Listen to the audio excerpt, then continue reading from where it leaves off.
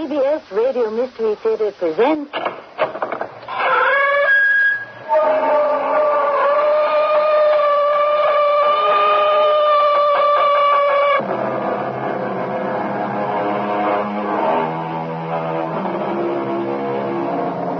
Come in. Welcome. I'm Tammy Grimes. Do you remember the first ghost story you ever heard? Did it spook you?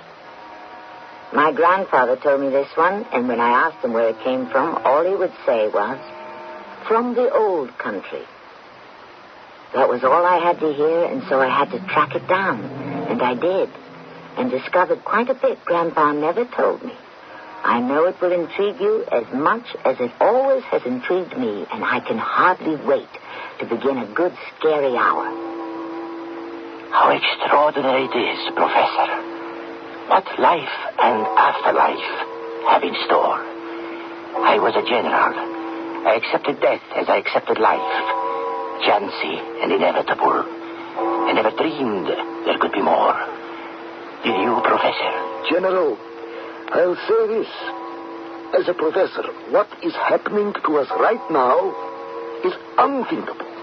I still don't understand it. It seems such a waste of time. Professor, what use is time to us? Time, which is so valuable to the living, doesn't even exist here.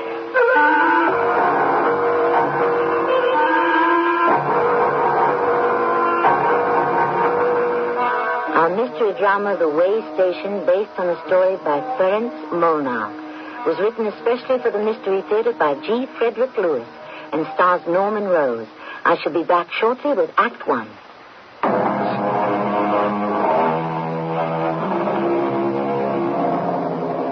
Let me set the scene. High on a hill overlooking the Danube River is the town of Kalaman. A church bell tolls mournfully. The occasion, the burial of the mother of Stefan and Judith. Have you ever noticed that the skies take on the color of the event? Today is no exception. The gray and black clouds are almost as dark as the clothes of the bereaved. Peter, the husband of the dead woman, shovels the earth into the grave of the one who was once his beloved wife. Come, Judith. It's over. Come, sister. Stefan, why don't you and I together take your sister home? Thank you, Dr. Kodai, yes. Just a moment. I'm forgetting something. After all, you and your sister are young. Look at your father standing there next to his shovel. Perhaps I had better stay with him. Peter. You see what I mean, Stefan? He's just standing there, stricken. I can't think of any worse fate than being the only gravedigger in the village and having to bury your own wife. Oh, please, can't we go home now? My dearest Judith, of course we can. I can't stand a moment longer in the cemetery. Dr. Kodali, I'm sorry. I must go. I can't understand why my mother's... She was so young. Why? Judith, medicine did everything possible to save her. It was the Lord's will. Oh, that's what I don't understand. Why did the Lord will it that my mother should die?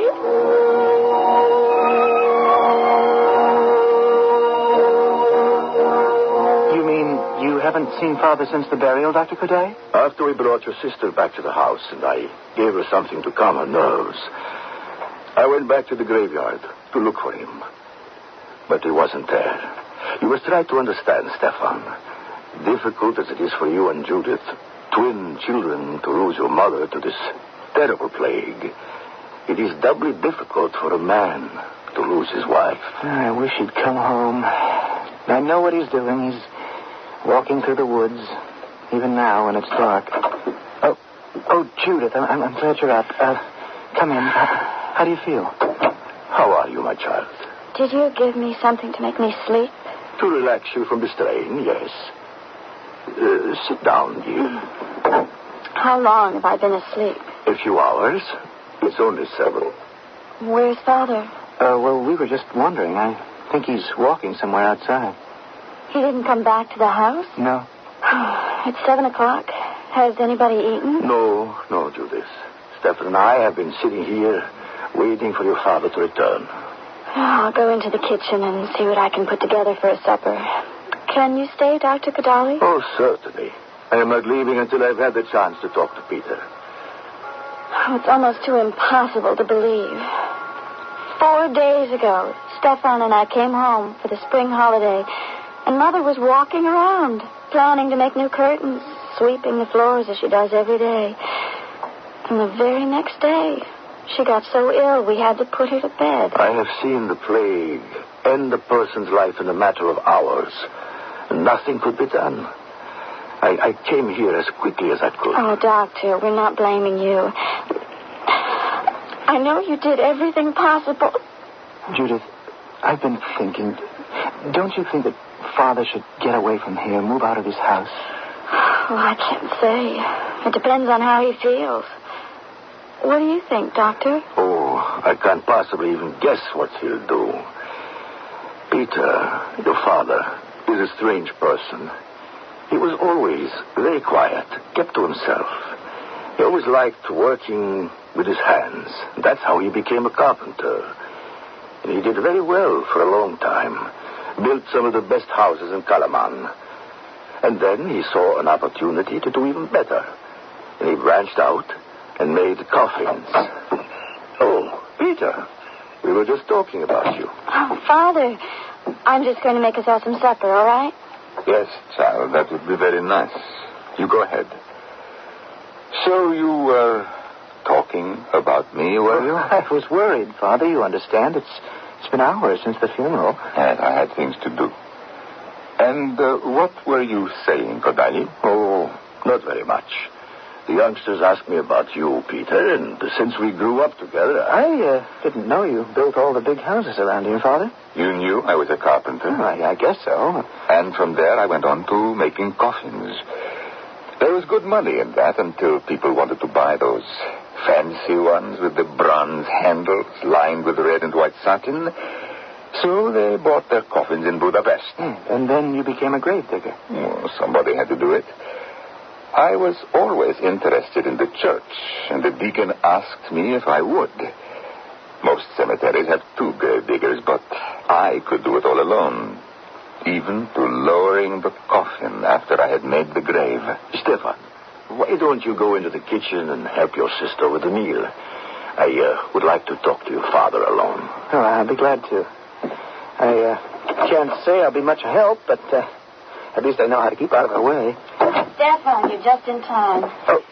Keep stirring this soup, will you? I'll be glad to make myself useful. How's Father? That's why I came in here. Dr. Kodai said, Stefan, go in and help your sister in the kitchen. I want to talk to your father alone. Maybe he's going to talk to him about selling the house. I know I could never come back here to live. Now, you and I have a whole semester to think about that. In the meantime, living in Budapest near the university is the best thing. If you want to know the truth, I know this is terrible to say about one's own father, and digging graves is as honorable a profession as anyone could want. It's something that has to be done, but, Stefan, I've never been happy about what Father does for a living, and I don't know what I can do about it. Keep stirring. I don't want the soup burned. I am so sorry. I can't stay for supper. Judith, Stefan, I must go. And don't come back, Kodali. Do you hear me? Your father and I have had words. I'm afraid I have upset him. I'll stop by tomorrow afternoon.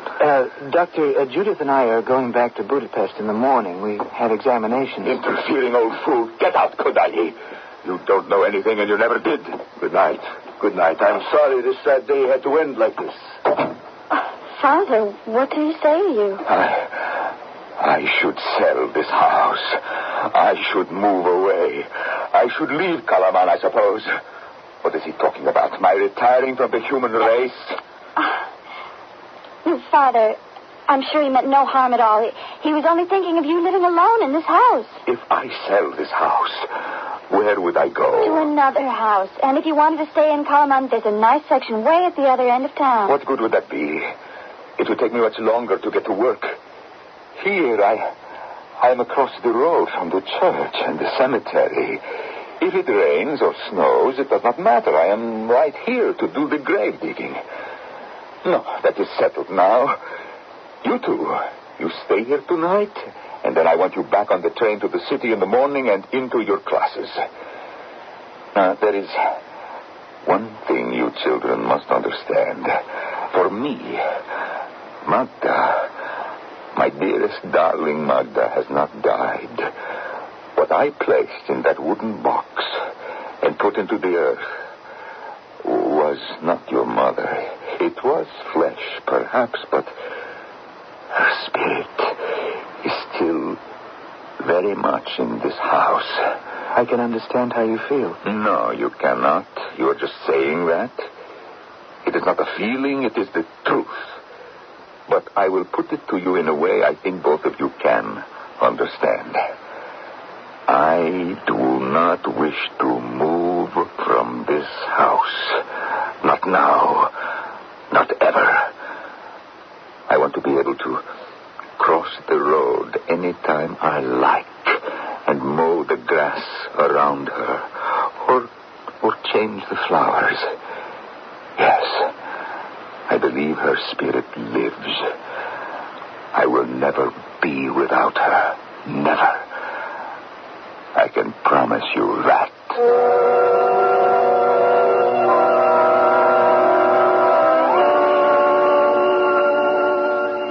Knock again, Stefan. Well, I have been knocking. If Father's in the house, he would have heard Well, me. he could have gone out. He hardly ever goes out. He's not in the cemetery. We looked. I don't understand it. Didn't he expect us to come back out here this weekend? Didn't you tell him he would? Well, I thought I did, but I guess I forgot. I just assumed that a week after Mother died, he'd expect us to come home. And what's more peculiar is that he's always left the front door open. Why is it locked? I think I've got a spare key in one of my pockets. I know. He may have gone to visit Dr. Kodali. Stefan, knock just once more, please. Judy. Stefan. What are you doing here? What's the matter, Father? Don't you want to see us? Are you, having a party? What are you two talking about? Well, I see you got a tray with a bottle of wine and 2 glasses. No, 3, and 3 plates of soup. Is Dr. Kodai here? What business is it of yours? What are you two doing, spying on me? Father, what do you mean spying? We came specially from the university. Go away. I have many things to do. I cannot entertain you. Go away. Go away. Well, what do you make of that? What did we say to him to make him so angry? I don't know. But I'm frightened. All I did was ask if Dr. Kodai was here because he had a tray of soup and wine. I want to get into the house, Stefan. Father needs us. I know it. It's Mother's death that's brought this on. He's locked it again. He has locked us out. Did you find your key? Yeah, I have it right here. Go on, Stefan. Unlock the door. I am. The worst thing of all is not what he said, but how he looked. What? Stefan, didn't you notice? Didn't you see? Exactly what? Father's hair has turned completely white. The combination to the secret vault that holds the unknown land of death and the known land of those left behind to mourn has yet to be unlocked. My most favorite poet of all time called it that undiscovered country from whose bourne no traveler returns. Indeed, it is just that, and what mark it will leave upon this little family of father, daughter, and son, we shall learn when shortly I return with Act 2.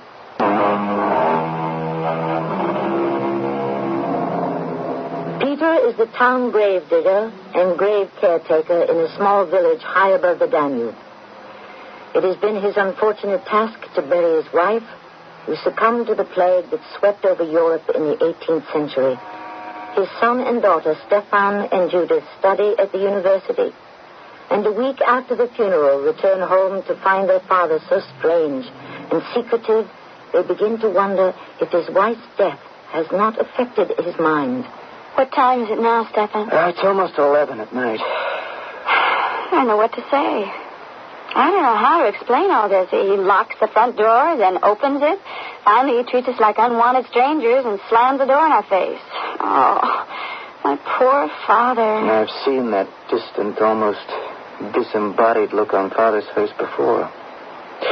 Trying to remember, have I seen it only after he's attended to a funeral? Or there's some day or date that I associate with this. As if his body were being taken over by somebody else.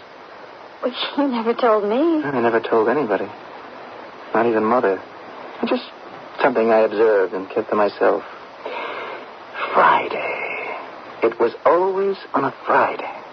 Any Friday? Every Friday? No. Only when a Friday fell on the 13th of the month. Oh, that sounds like 16th century superstition. Well, it's 11:15. I'll have to reheat everything. Where could he be? Judith, I've looked high and low, even in the attic. He's not there. The cellar? No, he's not there either. You looked, of course, in Mother's room. Oh, I didn't go in. I tried the knob. The door's locked. I expected it would be. Besides, what would Father be doing in there? You're sure it's locked? Oh, yes. Don't you remember Dr. Kodai said if someone dies of the plague, their room should be not used for a long time. I expected it would be locked. I'm trying to piece the puzzle together. This afternoon, when we got here, and he came to the door, what was he doing carrying a tray with plates of soup, a bottle of wine, and glasses? Well, he must have had a visitor. At least one, but it's certainly not Dr. Kodai, because he always puts his doctor's black bag and his cane right in the hallway when he comes here. I suppose he could be in Mother's room. Well, why don't you try? Call out to him through the door. He won't listen to me. Oh, we've waited supper long enough for him. I think we should go on upstairs to our rooms and go to sleep.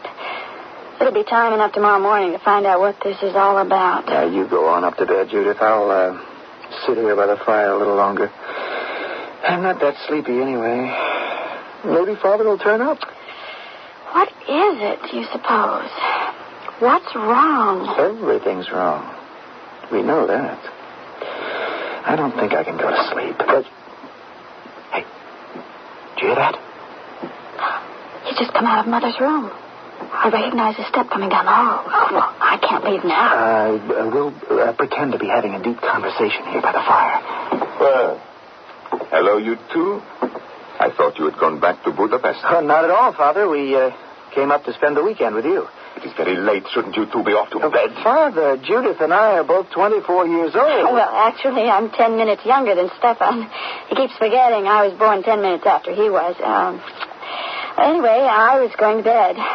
Are you sure you're feeling all right, Father? Of course I am, little one. I'm sorry I was abrupt before. It was just that I had something on my mind. Oh, we understand. We really do. It's been a long time since I kissed you goodnight, but I think I'll start that habit again. Good night, Father. Good night, Judith. Listen, you close your door, will you? Your room's next to mine, and you know you snore. I do not. Good night. Well, I guess I'll be turning in, too. Father, we made some supper. It's in the kitchen. Would you like me to heat it up for you? No, thank you, my son. I am not hungry. Oh, I don't know. A couple of bowls of soup and a bottle of wine doesn't have much nourishment. For heaven's sake, can't you forget that? Forget what I saw with my own eyes? It doesn't matter to me, Father. This is your house. If you have guests, what concern is that of mine? Who said there was anyone here? I know, Father. Nobody was here or is here. And if they're gone, obviously they didn't leave by the front door. Judith and I have been in the house since 5. And that means they left by the French doors that lead from Mother's room to the garden. Now, Father, as I said, it's your house. You are not accountable to me or to anyone. Stefan, if I could take you into my confidence, if I could share certain things with you, it would ease my burdens. I know that. But I cannot. No one can bear this but myself. It is mine alone.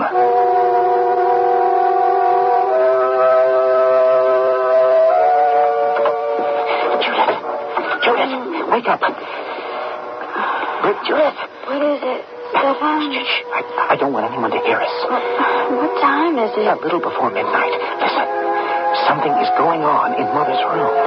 Well, how do you know? My room is right above hers. I can hear voices. Can you slip on a robe and come back with me to my room? I want you to listen with me. Will you? How long have you been hearing it? It woke me up. I'm sure there are two people, men and Father.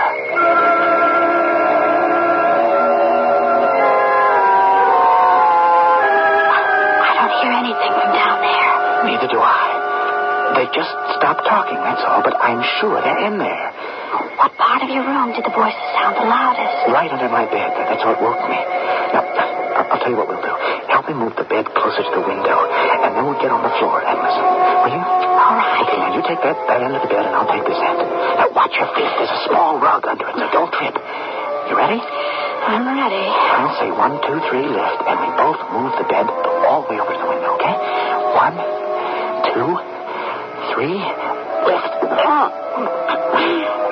Down here. Good. I don't hear anything yet. Now, I'm going to fold back this little rug that was under the bed. Look. There are cracks in the floorboards. I can see light coming up from Mother's room. Maybe it isn't right to spy on one's own father. But if he has people in this house and doesn't think enough of us to trust us with a secret, I think we're entitled to know. When people meet in secret in the middle of the night, what do you think? I'm thinking of Father and the shock of losing Mother and his hair turning white in a few days. And how ashamed I'd be if he knew what I was doing. Judah, stop that. Look down there. What do you see?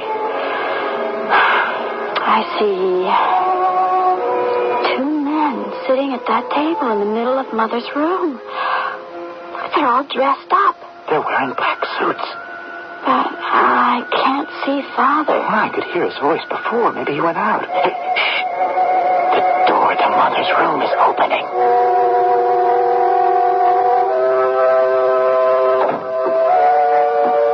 You were a long time, Peter. I had to go to the cellar, General. I keep my best wines in the cellar.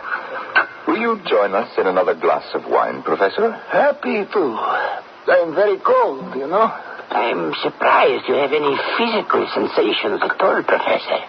I don't. Not the one. But it is different for different people. Of all those who have stopped here on their way, some have no general sensations at all. Others do. They feel everything. I thought perhaps it had something to do with our waiting here in this room now, instead of as we used to do in that little stone house at the end of your garden. It's better here. Easier to get to from across the road. Another midnight. I wonder how many I have yet to go. Aren't you going to sit down with us, Peter? In a minute. I want to lock the door first. Lock the door? Why? My son and daughter are visiting me, General. Would they be wandering about this house at this hour? We are safer behind a locked door. Now, gentlemen, Professor, General, I raise my glass of wine to your health. That's an amusing statement, isn't it, General? How so? To drink to our health is, I would say, about the most ironical toast anyone could propose, considering we are gathered here on borrowed time, as it were. Tell me, where are we? I think of it as a way station. Somewhere off the main track, a spur, a resting place. Professor, I don't know how you feel about it, but I would like to reward Peter for the care and understanding he has given us. Oh, no. No, I could not accept anything. I never have. General, you're right. Let me just think. What do I have on me at this moment that might be worth something? No, gentlemen, no, please. What I am doing is through no desire of my own. I fell into the job, you might say, as easily as one might trip into a grave. But I was wondering if it might not pass the time more agreeably if the three of us played some cards. Yes. What say to three-handed poker? We could do that. Professor, what do you say? Why not? It would be the first time I've played a game and had nothing to lose. Stay where you are, gentlemen. I will go and fetch some playing cards.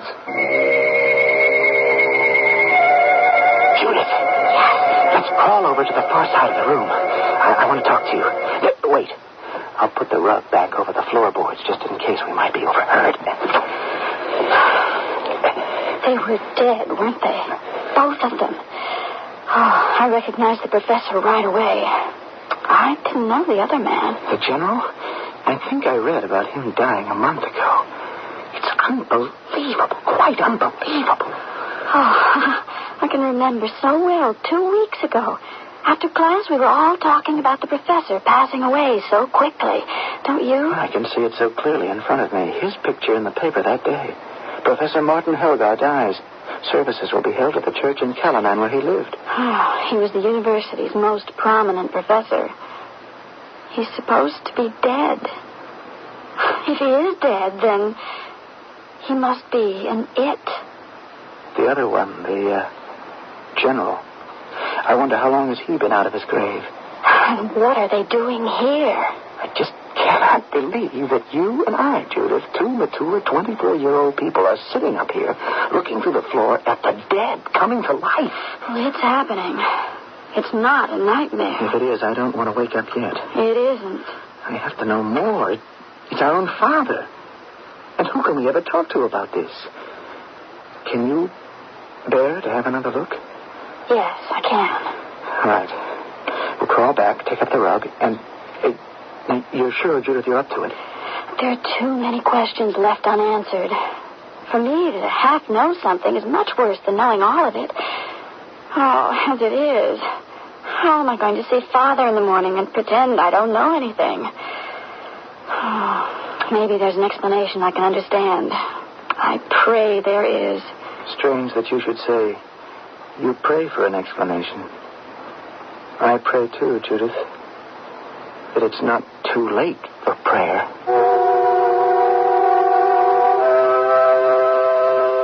So we're at a way station, as Peter the Grave Digger tells us. A spur off the track that leads from life to death. Can it be there are those placed on the earth who still have time, still have lifeless hours owing them? Could it be that there are way stations near other cemeteries? In other countries? It's something to ponder. But I wouldn't give it much thought too late at night if you happen to be alone walking past a graveyard. I shall return shortly with Act 3.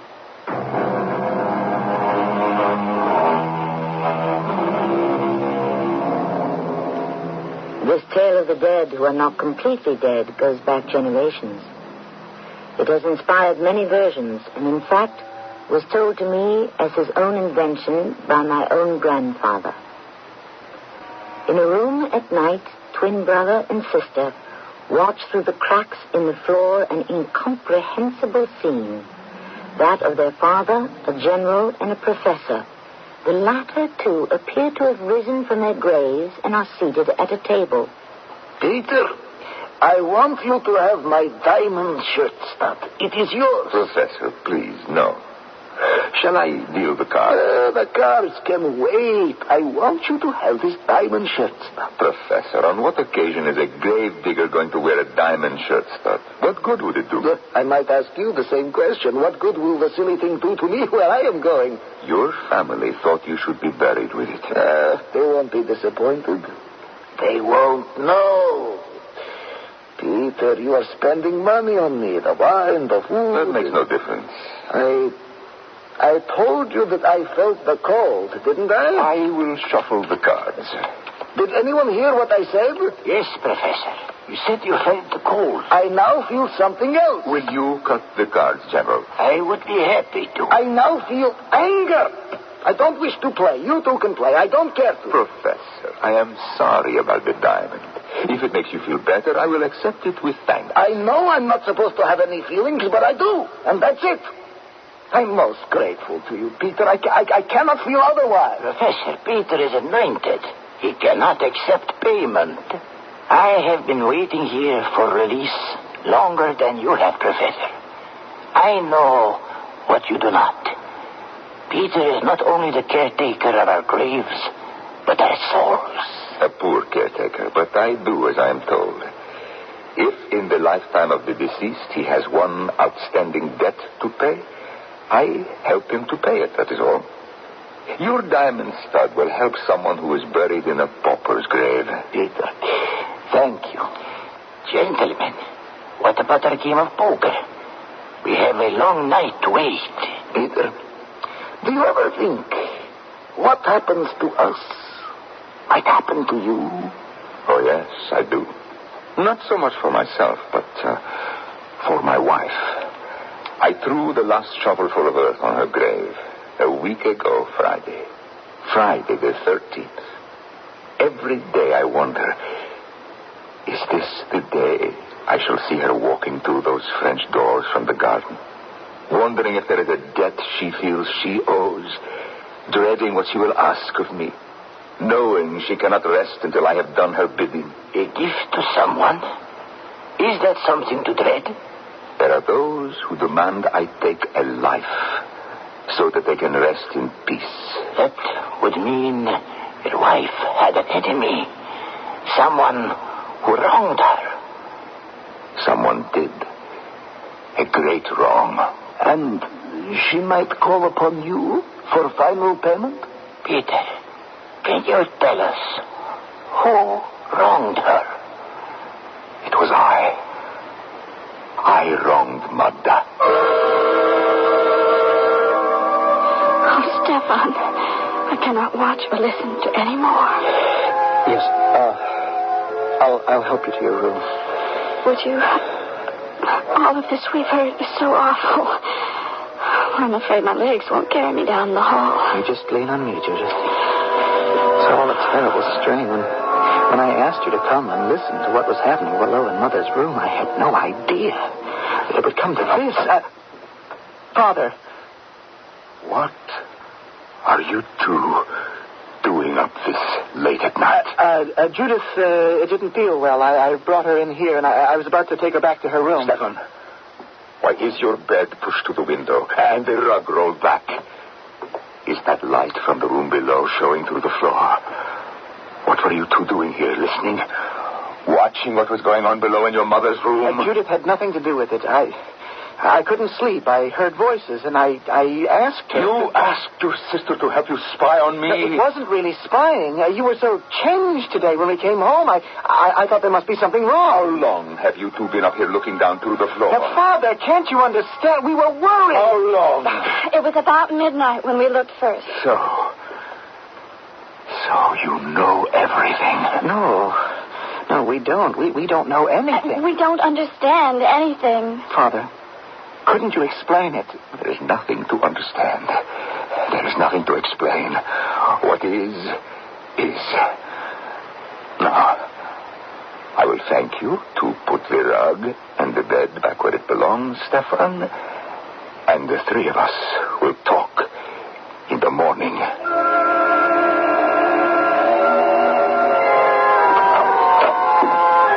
Gentlemen, we will have to keep our voices low. I'm afraid my son and daughter were awakened. I have told them nothing. I am not prepared to tell them anything. Peter, I am a general, an army man only. I know little else. Is there any way one can avoid this in-between time at a way station? Yes, there is, yes. Have it put in your will that the coroner is to pierce your heart through with a knife. Had I known that. Look, I have my army knife with me. A retired general, they said, must be buried with his hunting knife. How did you die, General? Disgracefully. I fell off my horse. And I broke my neck. And you, Professor... There's someone at the French doors. I will go. It may be an intruder. Give me your hunting knife, General.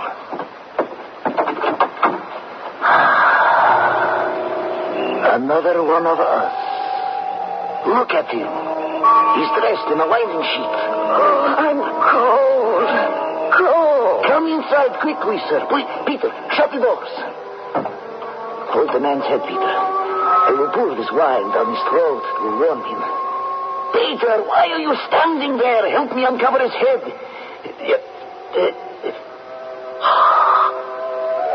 Good Lord.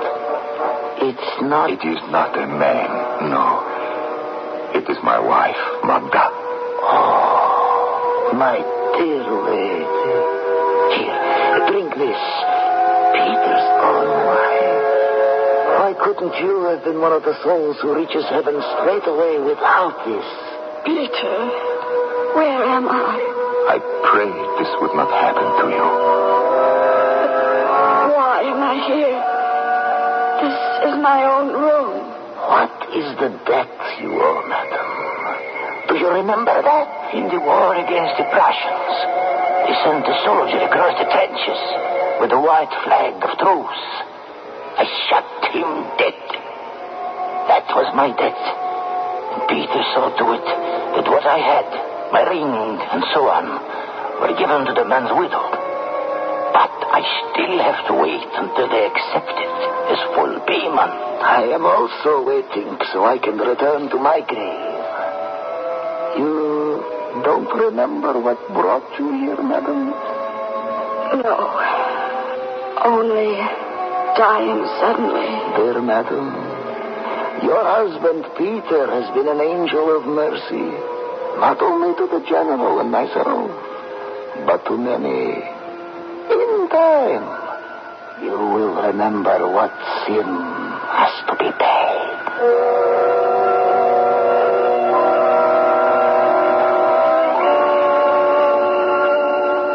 Oh, Dr. Kadali, thank you for seeing Stefan and me today. I'm sorry I'm so late in getting back to my office. You've known Father longer than anyone else in Cullinan. Let me interrupt and come to the point. That cemetery across from our house, was it always there? No. No, your father bought the land many years ago. It was a pasture. Father owns the cemetery. Doesn't it have to belong to a church? He owns the land the church is on also. Was that possible? Kalaman is a very poor community. One doctor only. They were grateful to Peter to let them build a church on his land and use the pasture for a cemetery. Has the cemetery been sanctified? Sanctified? Has it been blessed? Is it a fit last resting place for those who die? Oh, I have no way of knowing. I always assumed it was. You told us Mother died of the plague. Have there been many cases of it? Hers was the only one. There is much elsewhere, but not here. You saw Mother every day? Except the day she died. Peter was with her to the end. I had given him medicine to alleviate the suffering. She suffered so. So, it was a blessing that her suffering ended in death. Your father loved her so. He could not bear to see her in such pain. So he may have given her all the medicine and perhaps hastened... I never allow myself to think of that. And I could not blame him for that. We must go now. Thank you, Doctor. Would you do me a favor? Would you take this wreath, which I wanted to place on her grave, and put it there for me? I haven't had the time to do it. There are so many who need me. Of course. As soon as we get home, we'll do it. It could wait until tomorrow. It's quite dark already. Oh, we're quite used to walking at night. See, I have a lantern. We'll place the wreath tonight.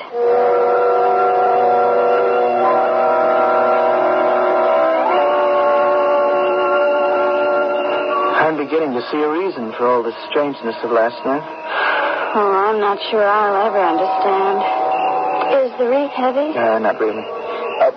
Hold the lantern higher, Judith. I think Mother's grave is behind this mausoleum.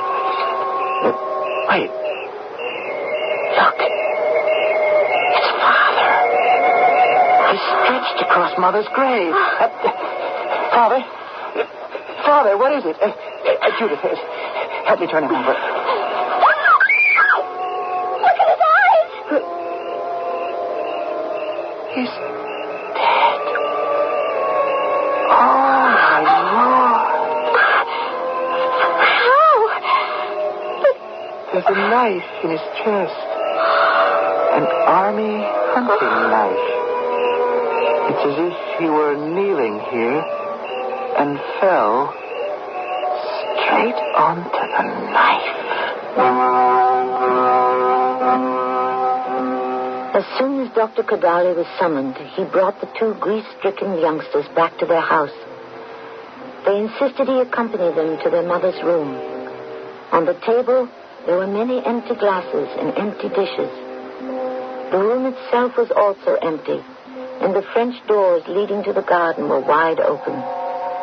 Those unfortunate souls who may have stopped briefly at the way station had found their way back to final, lasting peace. I shall return shortly.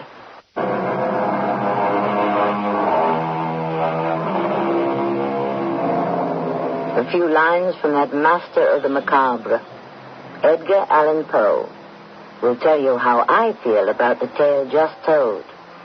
Remember? Hear the rolling of the bells, iron bells. What a world of solemn thought their monody compels. In the silence of the night, how we shiver with affright at the melancholy menace of their tone. They are neither man nor woman. They are neither brute nor human. They are ghouls. Our cast included Russell Horton, Norman Rose, Maya Dillon, and Bernard Grant. The entire production was under the direction of Hyman Brown. And now a preview of our next tale. After all, someday you will marry and have children of your own. You might as well start practicing taking care of other people's. If you go to live in France, you might even marry a Frenchman. Me? Marry a Frenchman? Never. Remain in Paris, leave you, abandon Poland? Never. Father, I promise you.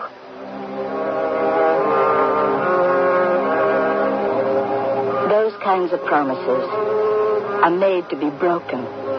One has no idea what time and fate can do to one's little schemes.